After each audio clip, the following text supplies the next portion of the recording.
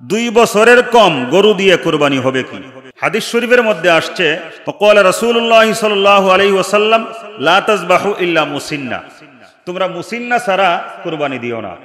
মুসিন্না দিয়ে বোঝানো হয় যেই পশুর দুধ দাঁত পড়ে গেছে, দুধ দাঁত পরে আসল দাঁত উঠছে, এটাকে বলা হয় মুসিন্না। এখন উটের ক্ষেত্রে বয়স হইল 5 বছর।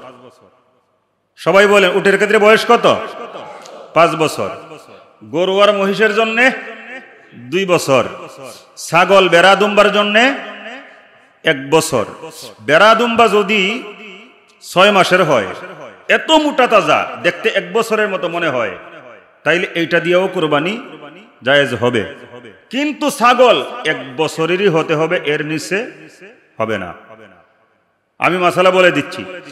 আজকে আমাদের দেশের মধ্যে বহু মানুষ আছে গরু কুরবানি দিয়া মানুষের কাছ থেকে বাহবা নিবে যে গরু কুরবানি দিছে এত দাম, তো গরু আনতে যায় সে তার ছাগল পছন্দ না, মানুষে কেবল ছাগল কুরবানি দিচ্ছে, এটা কি হইল?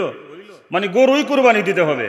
এই জন্যে 60-70 হাজার টাকা দিয়ে এমন গরু আনে, এটা দুধ দাদও করে না।